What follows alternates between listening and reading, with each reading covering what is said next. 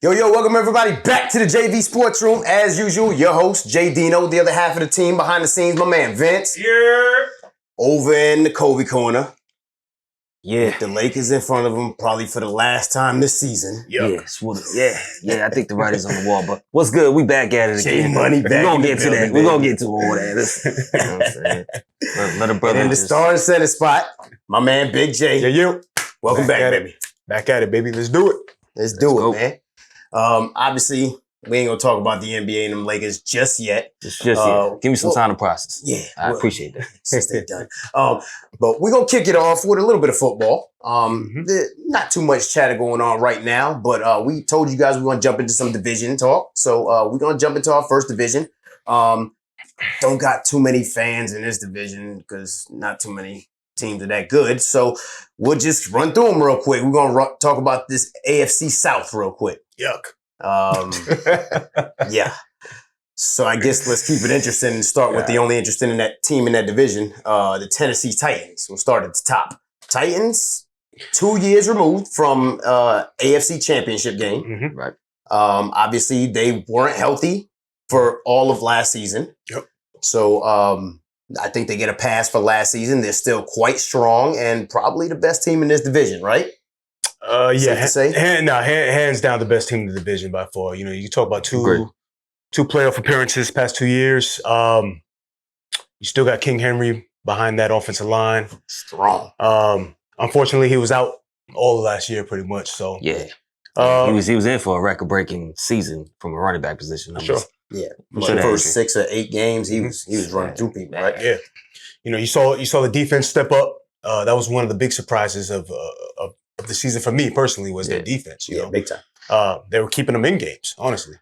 That's why they re-signing Harold Landry was huge for them. Yeah, needed to keep that piece in there in the offseason.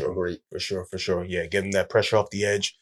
You know, a team that really doesn't have me. You look down the line, they really don't have too many weaknesses. And in this division, I mean, somebody has to win it. I mean, it's pretty simple. They don't really have to do much. Just stay healthy, and they can win this division again. So. All right. So any like draft needs you think possibly for? I think they got the number 26 pick in this draft. They do no seconds, and they got the 90th if you go down to the third. But I think honestly they kind of just need to add on to that offense. I mean, they brought in some weapons from free agency. Brought in Robert Woods. Yep. I'm not mad at the price they paid for Austin Hooper to bring him in there. Not mad at that at all. I think the price they paid for Robert Woods, 6th round pick. Exactly. But I still think you focus on the offensive line. Maybe look at that kid from Tulsa and bring in Tyler Smith or something at 26. I think that's who they're pegged to get right now. Or bring in another wide receiver to come up. Why not? You know? I think obviously they're not going to have Woods for a good portion of the beginning of the season. Right. So why not bring in a wide receiver, right? Yep. I think you got to add to that offense though. The question I bring up, that could be a discussion. We'll see if they actually go this route. But we saw towards the end of the season with the play of Ryan Tannehill started to diminish. Do they address the quarterback position? If there's a guy like a Sam Howell that's sitting there at 26, or they possibly trade up to maybe play behind Ryan Tannehill, maybe sit for a year, similar to Patrick Mahomes, like we've seen in the past, and then become the new starting quarterback. I mean, I know they have other needs, but I guess the question I'm asking is Ryan Tannehill the guy? Are you going to ride another year with Ryan Tannehill? No, it's a great question. Great question. I personally think that, because AFC is looking real strong this year, but from a Titan perspective, they are in position to still try to play and get there. Right. So but I'm not mad at them, bringing in a development to prospect, somewhere in the third or fourth that they like. Okay. As far as going in that first, I think make sure you have a better class that you look at that. And I think going that first, you kind of focus on an immediate need. Okay. No, I agree. Like I said, but I'm not mad at bringing someone in later. I only bring it up for the simple fact that they don't really have too many glaring needs. So similar to the Chiefs a couple years ago when, they had a pretty playoff-bound team with Alex Smith, and then they trade up to draft Patrick Mahomes. He sits for a year, then the story writes itself. I'm just saying, I know there's not a quarterback that really stands out in this class. I think if a Sam Howell or somebody like that falls, I definitely think it's a good idea to go ahead and take him. But I don't think they trade up. They really don't have too much capital in this draft as it is. No, I agree. But I definitely think if somebody falls to him, why not? But I think offensive line is probably their best bet. Yeah, I think offensive line for sure. Yeah. Wide receiver, possibly, a linebacker on defense. But I think the offense, like Money was saying. Yeah, and Tyler Smith, man, he's a run grader, man. Right. He's someone you could just put in there to move the line back and give Derrick Henry just more opportunity to eat. I mean, that is your centerpiece of the offense right now. They just got to stay healthy with him. I mean, even bringing in another back, actually, they should bring someone to succeed Derrick Henry in the long run and bring someone in there in the fourth that they like or the third. Agreed. Now, that's probably the biggest needs of the Tennessee Titans. But how about like the Indianapolis Colts? No first-round pick this year. We have. I'm not going to ask what you want there. You already know the answer. What does Indy need at this point in time? They upgraded. I say he's an upgrade at quarterback. Absolutely. To Matt Ryan in the offseason, right, from Carson Wentz. Yeah. They're going to get stability and, consistency from him for sure. Last year, before the little bit of a meltdown at the end of the season, they were, right in the position to contend. So what do the Colts need? What are their weaknesses? What are their strengths? I mean, you got that great running game with Jonathan Taylor. So you're locked in there. You bring in, now you got some consistency at the quarterback position with Matt Ryan. That's going to be huge for them. We'll see what happens with T.Y. Hilton and where he is with his age and what he's able to bring. And, we'll see what happens with Michael Pittman and where his development comes. But I'm not against them in drafting another wide receiver. Get another weapon. I think, and going back to the running game, I think bringing Matt Ryan helps the running game in terms of the running backs in another perspective because Carson Wentz in his career, he's targeted at a 9% rate where he targets his backs in the passing game. Matt Ryan's done that at a rate of 21%. So I think that's why there's a lot of chatter going on. But obviously, we hear a lot of buzz in the offseason, always on Naheem Hines. So, moving him into the slot more, getting him more involved, even with Jonathan Taylor in the backfield and trying to get their backs more in that perspective. But definitely bringing a wide receiver. And you know who I do like for them late in the third round or something that they can make a move on, that if you don't bring a wide receiver, bring in a guy like Jalen Watermeyer in there. Frank Reich, tight end type guy. He knows how to bring them up. I mean, they do have a Noy Ali Cox, who's similar, big body tight end. But I think you guys hit on it. I think they need a burner. That's what they need to replace T.Y. Hilton.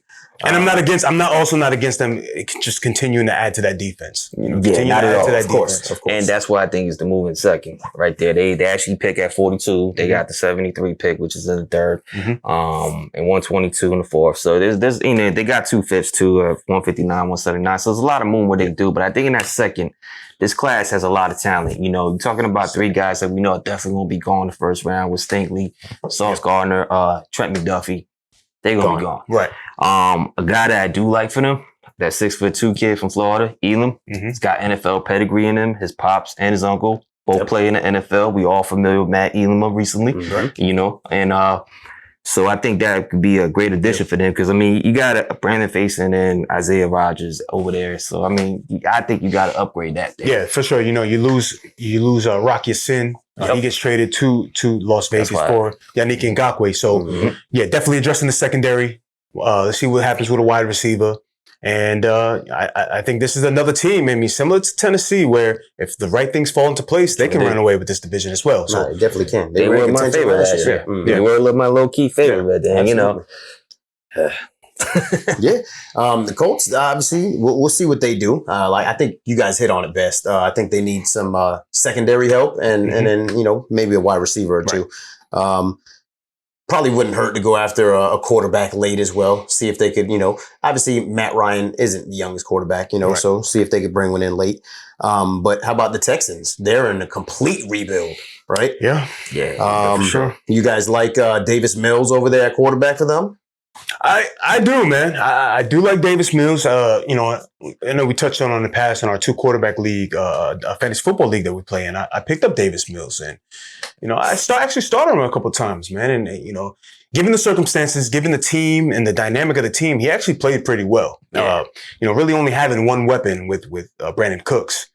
It was 3rd round pick coming out, really no hype. thought he played well. So I think they can give him one more year, just continue to add weapons and see going into that 2023 class, which we know, they could possibly get a quarterback there. Definitely. And I dig it. I say give Davis Mills another year. Another guy that Davis Mills actually was targeting a lot when he was in the office was Brevin Jordan. I think they both second-year players, get them to develop more and more with each other. And speaking of Brandon Cooks, to me, I think that's the move for them. During the draft, in the draft, in the first round, they got 2 picks, 3 and 13. Yeah. But as they go further along in the draft, I think Brandon Cooks is a draft day trade that they need to go ahead and make that move with and just add more into this rebuild. There's been talk. They've been getting a lot of calls about Brandon Cooks apparently lately. Poor Brandon Cooks, man. This guy can't find a home. He goes from team to team. He's had problems with his health and, obviously consistency sometimes as well. So, we'll see where Brandon Cooks ends up. Obviously, I like the idea of them trading him on draft day, but you mentioned draft day, and they have, the number 3 and the number 13 pick. That's fantastic for a rebuilding team. Great. It looks like they're pegged to go after Alabama's offensive tackle, Evan Neal. That looks like a move that they definitely should be making. Athletic freak. Definitely, like I said, continue to add to that team, whether it's on the offensive line to protect the quarterback and, help the running game. They recently signed Marlon Mack coming over from Indy. I did notice that. So they bring in Marlon Mack. You pair him with Royce Freeman. So, maybe another running back in the draft somewhere down the line. Maybe not in the first, second round, but, somewhere down the line. But, you have Lovie Smith coming over as the head coach now, defensive-minded head coach. So I also see them maybe addressing one of these picks, a nice defensive player, defensive lineman. Kyle Hamilton. Yeah, that's who they're pegged right now. Looking at right. Kyle Hamilton. Yep. Kayvon Thibodeau from Oregon. Get another edge rusher. It's either edge or that secondary. Obviously that 13. But I definitely think that line is going at 3. I think that's the move for them at 3. Yeah, for sure. Yeah. I mean, obviously they're in a complete rebuild, so I think they're going offensive line and defensive line. Because if Davis ain't the guy and you pick your quarterback next year, you still, I think they added about two linemen during this draft. I just think they just continue to build that up. And, if you're rebuilding that squad, Texas got a lot of work to do. Yeah, man. If I'm right, they got to chalk your history and all this other stuff. They got a lot of work. If I'm right, I think they got 2 firsts and 2 seconds. So they're definitely in the process. They're sitting pretty, man. I think their ideal situation would be, let's say Jaguars, take a Evan Neal or something like that. And then let's say the Detroit Lions end up taking Malik Willis at 2. And they're sitting there with Aiden Hutchinson, at 3. So they got some wiggle room. They can still for them that. Yeah, for sure. And that's something that can happen. So if I'm Houston, I'm sitting pretty right now. I just continue to add youth, and then address the quarterback's situation. Have another year to assess and then see where you're at. Agreed.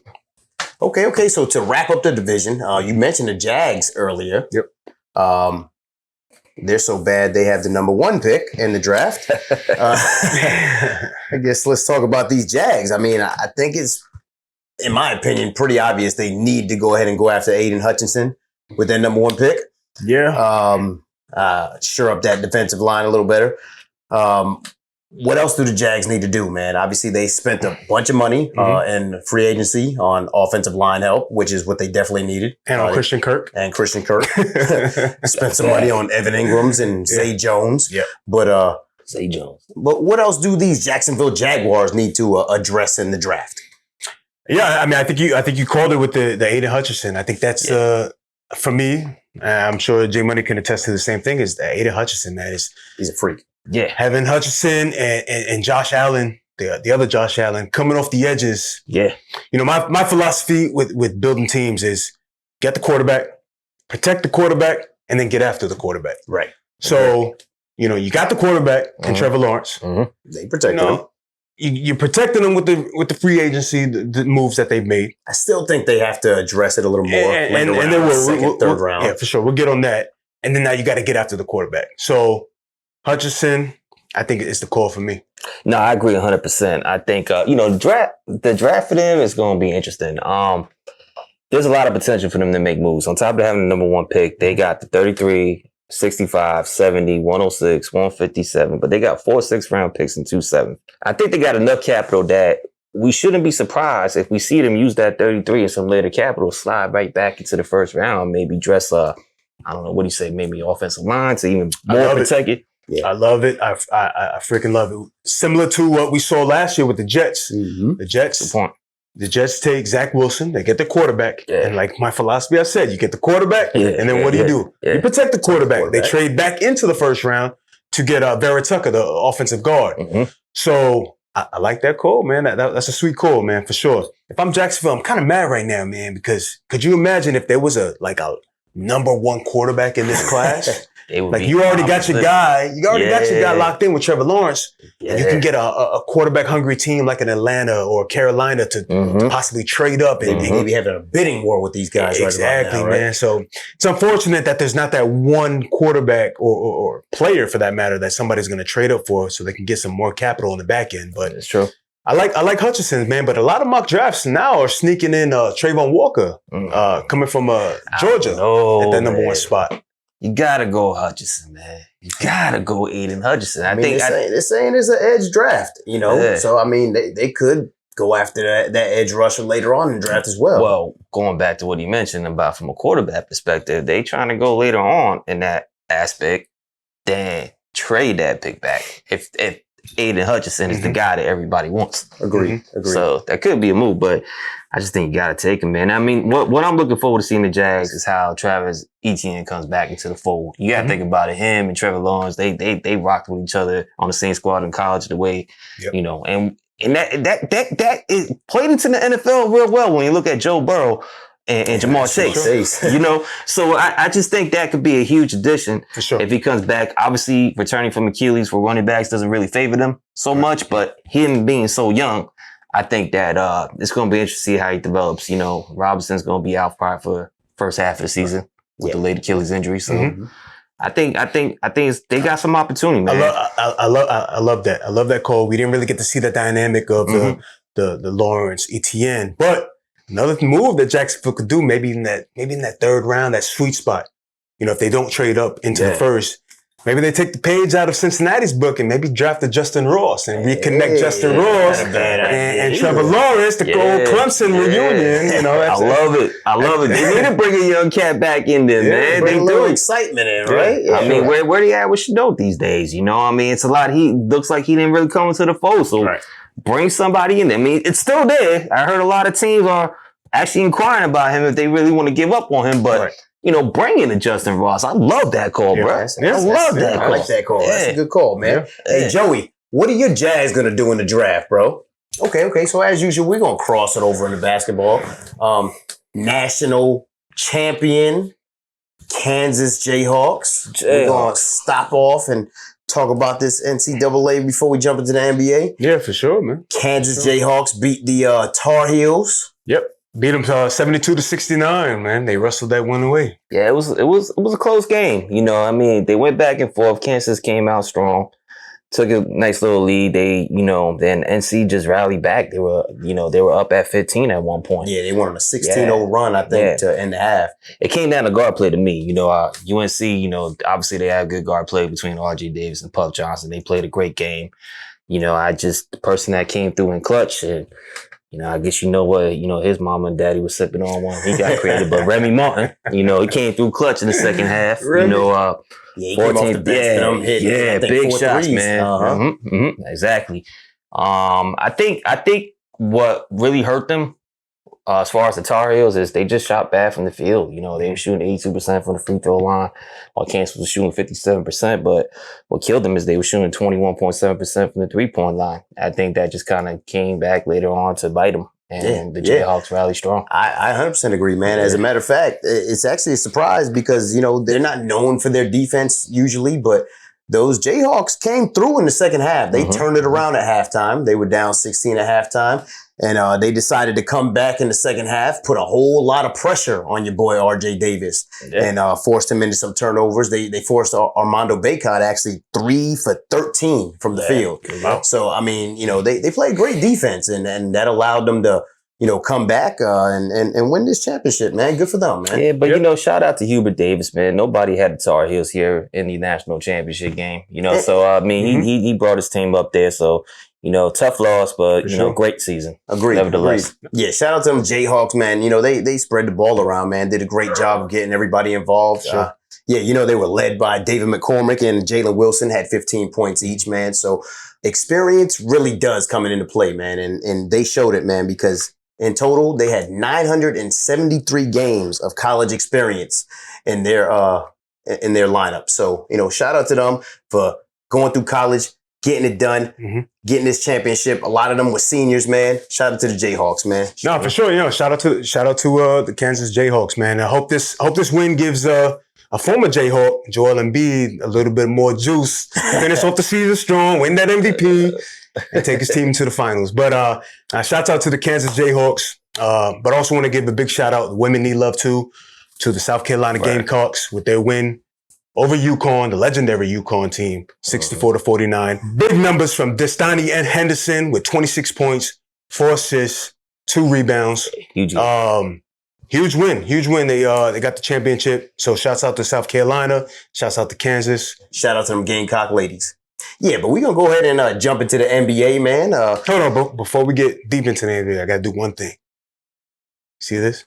That thing out of there. Hey. Get that thing out of there. Can we get JV Sports had to replace it? To the Kobe Court. Get that thing out of there. Sports had to replace that, man. Hey, he did what, you just brought out internally what I feel. What the five fingers say to the face? Yeah. I tell you what, man, them Lakers got smacked all season, and they just got smacked off this table, and they got smacked out of the playoffs just recently, man. They're officially out of the play-in tournament. I do want to talk about it, though, man, as far as what's next, Speak your piece, man. Because, as a fan, obviously, I've mentioned this many times before, as far as my frustration with LA. We done sell the farm way too many times. I mean, historically, we have drafted the right players, drafted the right people, and we let them go. But I think at this point, see a lot of noise is being brought into the picture as far as Frank Vogel got to go. I agree. He's got to get fired. A lot of blame's putting on them. They talking about Pelinka as a GM. But I don't think enough conversation is really brought into what ownership has allowed and the power they give to certain players. It's almost like the history we have with Kobe and how he said who came and go, right? And they gave that same power to LeBron in a sense where it's so much, not what so much LeBron needs, but so much what LeBron wants. Right. It's a lot of players we passed over, like to me, I made mention of this before, but, not holding on to Caruso, keeping a player like Taylor Horton Tucker over him. Ironically, it's a lot of clutch sports players that's tied to the Lakers, which makes me question a lot of movement that's happening here. We just giving up and passing up on a player like Buddy Hield that we could have ended up grabbing. It's just a lot of questionable decisions that I look at. And, it makes me laugh a little, too, on the recent show of The Shot with LeBron. I feel like he's self-promoting himself for his next move now. When he mentioned as far as, they brought up the question of 2 players he want to play with, right? Obviously, everybody knows about the noise about wanting him to stay there to play with his son, Bronny. But he brought up Steph. Brought up Steph Curry. Yeah. So what is LeBron's next move? What are we going to do? What is the Lakers' next move? And the messed up part with the Lakers is, we tied into this $47 million contract with Russell Westbrook. He's picking up that option. Nobody's going to give Russ $47 million right now. Damn right. The move is we got to trade Anthony Davis. That's the only name that still has some type of trading power, even though he has the, that injury tag tied to him. But that's our move. I said it before, man. Fortunately, we brought in the conversation, Dame and his loyalty. But I'd love to see Dame in LA. It's just, we got to stop selling all these damn picks. Yep. That's the thing, man. Yeah. What are we going to do for the future? Oh, we got no picks. No capital. The oldest team in the league. Yep. $47 million contract that's guaranteed to Russell Westbrook. Yep. I've been saying it all year, man. Big J, please tell me, what is the Lakers' next move? First of all, you got to get Frank Vogel out of there. Yeah, even this time in Orlando, we all saw that win. Got to get Frank Vogel out of there. I don't even understand how they brought him over, to be honest with you. Because they didn't really bring him to be a coach. They knew it's the power of LeBron. LeBron James. Yeah, man, because his track record wasn't even that great, man, to be bringing him over to a Hall of Fame team like this, man. But that's besides the point. You got to get shooters around LeBron, man. LeBron, he needs shooters. It's been the model his whole career. You got to get shooters around. He's a passive player. He's going to pass the ball. He's going to try to get the open man. And maybe the Anthony Davis move is the move. I don't think they do it. I think they go with what they got again. Maybe try to get another couple little mid-level talents with shooters around them. Mm-hmm. As unfortunate as it sounds, I completely agree. Yeah. Like, I don't think they have any moves at this point in time until they free up some of these contracts. Yeah, I think they're going to go into next season and they're going to get everybody's hopes up, thinking everybody's healthy and all this and that, and they're going to try again. Yep. Because that's the only move they got. Yeah. But at the end of the day, the Lakers not only off this table, but they're out of there. They're home. Not in the play-in anymore, but who we do have in the play-in. Yep. Let's talk about it. We got Minnesota. Yes, sir. We got the Clippers. Mm-hmm. We got the Pelicans. Jinx. And we got the Spurs. Yes, sir. Looking like Minnesota and the Clippers, first playing game. And New Orleans and San Antonio. It's going to be tough. Yeah. Who y'all like? That Minnesota Clippers matchup, man. You have a young team. Minnesota, young, hungry. But you also got the Clippers, man. Now they get the addition back of Paul George. You got a veteran team there. A lot of veteran players on that team. So it's going to be interesting to see how that pans out. If it's me, I'm taking them young boys, man. I'm taking the young boys in Minnesota to beat up on the Clippers. See, I'm going the other route. I just think that, they got that young talent there. I like the Timberwolves. Don't get me wrong. I think that's an up-and-coming team. Cat, Edwards, man, love them dudes. I think that's a team that we're gonna be hearing a lot of noise from seasons come. But I'm gonna take the vets on this one, man. I'm gonna take this experience and just the overall scrappiness of the Clippers, man. I think that just over, it's gonna beat down on them. That at the end of the day, I think they can actually pull this game off. But it will be interesting to see, Patrick Beverly playing against the Minnesota competition. Yeah, walking zombies. I personally like that matchup specifically because it's a tale of two teams. One is scrappy, defensive minded. You know what I'm saying? Got the guys that'll get in your head with Marcus Morris and stuff like that, and then you got the young boys that like to put up points. So with Cat and Anthony Edwards, it should be good. I think either way it turns out, they end up being the 7-8 seed. Whoever wins that game, I think still ends up beating whether it's New Orleans or San Antonio in the next playing game. So whether it's the 7th or 8th seed, I think those are the two in the playoffs at the bottom. I like that call. Over in the East, we've got some bangers over there, man. We got the Cleveland Cavaliers. I'm not going to say that bangers anymore, but I've said the Brooklyn Nets. Got the Atlanta Hawks. Yep. Who have come out of nowhere as of recently. Yep. And we got those Charlotte Hornets. Who you like in this East playing, man? Man, I don't think I need to say much of who I like. I said it back then with my finals prediction. A lot of ifs have come into play for Brooklyn. So I think Brooklyn is just going to be that 7th seed, hands down, in my opinion. I think they find a way to lock down that 7th seed. So there's like no doubt that they're beating Cleveland in that first playing game, right? They're going to smack on them. They're going to smack on them, man. I'm sorry. That's it. All right. So then the second game, you got Cleveland and either Atlanta or Charlotte. Who we like in that 8th seed? It's tough. Atlanta obviously came in there, made a tough little run to it. But Charlotte, man, I like them, though. I like them. I think Charlotte pulls that win over Atlanta, in my opinion. I like what they bring to the table. We're gonna lay the land out here. Let's go. Lay it down. For all those Cavalier fans out there, we're gonna lay the land. I'm gonna tell you your road, okay? Your road home. that Cavaliers Nets matchup. You saw what I just did with that hat, with that Laker hat. That's gonna be the Nets smacking the Cavaliers. Okay, back to the 8th seed. Easy. Right now with them Hornets and the Hawks. Two young teams, man. Young dynamic point guards. Right. That's going to be a fun matchup. But I think the X factor is going to be too much LaMelo Ball, too much Miles Bridges, too much of them Hornets. They're going to smack the Hawks. Unfortunately, I do like the Hawks. So it's going to be the Hornets versus the Cavaliers. And we all know how this story goes.